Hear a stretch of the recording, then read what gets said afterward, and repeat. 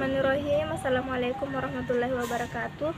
Kami dari kelompok 10, saya sendiri atas nama Aisyah dan rekan saya bernama Ainun Jariyah. Di sini kami akan memaparkan materi kami, yaitu perumpamaan-perumpamaan dalam Quran surah An-Nahl ayat 74 sampai 75 untuk memenuhi tugas kami, yaitu mata kuliah Amsalul Quran. Bismillahirrahmanirrahim. Baiklah, langsung saja saya akan membacakan lafaz dari Quran surah An-Nahl. A'udzubillahi minasyaitonirrajim. Bismillahirrahmanirrahim. Fala tadribu lillahil amsal. Maka janganlah engkau mengadakan sekutu-sekutu bagi Allah. Innallaha ya'lamu wa antum la ta'lamun. Sungguhnya Allah Maha mengetahui dan engkau tidak mengetahui. Ayat 74. Kemudian pada ayat 75, Daraballahu masalan abadan mamlukan la yakdiru ala syai'in. Allah telah membuat perumpamaan berupa hamba sahaya yang berada di bawah kekuasaan, yang tidak bisa bertindak apapun. Wa man razaqnahu minna rizqan hasanan fahuwa yunfiqu minhu sirra wa jahra. Dan seorang yang kami beri rezeki dengan baik lalu dia menginfakkannya secara terang-terangan, secara sembunyi-sembunyi maupun secara terang-terangan. Hal yastawun, samakah mereka itu? Alhamdulillah, segala puji bagi Allah. Bal aksaruhum la yu'minun. Namun kebanyakan dari mereka tidak mengetahui. Kemudian bagian kedua yang saya akan jelaskan yaitu penjelasan lafaz dalam Quran surah An-Nahl ini. Oke, langsung saja pada lafaz fala tadribu lillah, maknanya itu janganlah kalian membuat berbagai keserupaan baginya karena tidak ada yang sama dan serupa dengan Allah Subhanahu wa taala. Sedangkan menurut Wahbah Zuhaili, janganlah kalian mengadakan padanan bagi Allah Subhanahu wa taala yang kalian mempersekutukannya maupun menyamakannya dengan Allah. Innallaha ya'lamu, Allah mengetahui penyerupaan yang rusak, wa antum la ta'lamun, sedang hambanya tidak mengetahui, sebab seandainya mereka mengetahui niscaya kalian tidak akan berani melakukan. Hal demikian menunjukkan sebuah larangan, maksudnya ialah bahwa Allah Subhanahu wa taala mengetahui segala sesuatu sedang kalian tidak mengetahui. Sebab itu tinggalkanlah pandangan-pandangan kalian yang tidak memiliki dasar keterangan darinya. Kemudian dalam tafsir Al-Misbah menjelaskan kata amsal ialah bentuk jamak dari kata masal. Ini adalah perumpamaan yang aneh atau menakjubkan. Selain itu ada yang berpendapat bahwa ini artinya keserupaan. Adapun pada ayat ini amsal menjadi adatut tashbih yang menunjukkan kepada amsal ini merupakan amsal musarroha. Kemudian selanjutnya yaitu daraballahu masalan abadan mamlukan la yaqdiru ala syai'in. Di sini Allah Subhanahu wa taala menggambarkan keadaan berhala yang diperbandingkan dengan keadaan berhala dan zatnya. Perumpamaan kalian orang-orang musyrik dengan sikap yang menyekutukan Allah Subhanahu wa taala ibarat orang yang menyamakan budak sahaya tidak mampu melakukan tindakan dengan orang merdeka yang memiliki kemerdekaan dan kebebasan bertindak baik secara sembunyi-sembunyi maupun terang-terangan. Kemudian dalam kata abadan dalam kamus bahasa memiliki ragam arti, yakni menggambarkan kekukuhan, kelembutan, hamba sahaya atau anak panah yang pendek dan lebar. Makna ini menggambarkan kekukuhan yang berarti tumbuhan memiliki aroma harum dengan lambang kelembutan. Sedangkan menurut Imam Al-Qurtubi, maksud dari lafaz abadan mamluka ialah sebagaimana seorang hamba sahaya yang tidak mampu mengurusi dirinya sehingga tidak sama dengan orang yang merdeka, demikian juga dengan Allah dan patung-patung.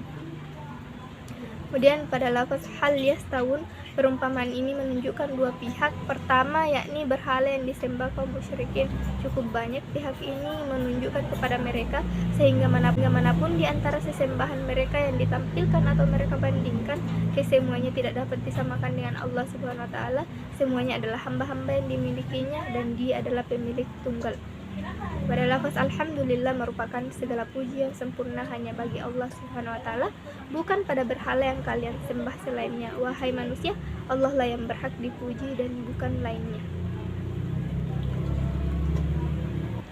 Kemudian pada lafaz bal aksaruhum la yu'minun.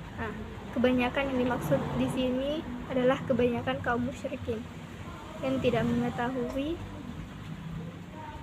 bahwasanya Allah dengan hambanya itu adalah sesuatu yang tidak pantas untuk dibandingkan.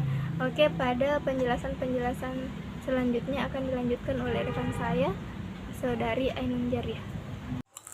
Baiklah, langsung saja masuk pada bagian makna perumpamaan dalam Quran surah An-Nahl ayat 74 sampai 75 ini. Ini merupakan sebuah perumpamaan yang menggambarkan kebatilan terhadap penyembah berhala yang tidak bisa memberi manfaat dan tidak pula memberikan mudarat karena apa yang mereka sembah itu tidak dapat merespon. Kemudian selain demikian ada yang mengatakan bahwasanya maksud dari perumpamaan tersebut ialah untuk membantah orang musyrik yang menyamakan Allah yang dapat memberi rezeki dengan berhala-berhala yang tidak berdaya.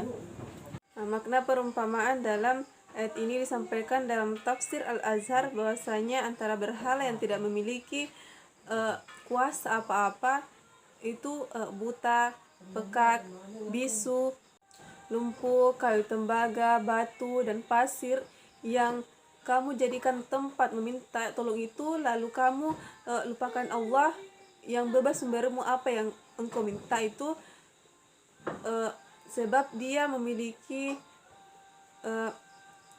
dan menguasai semuanya.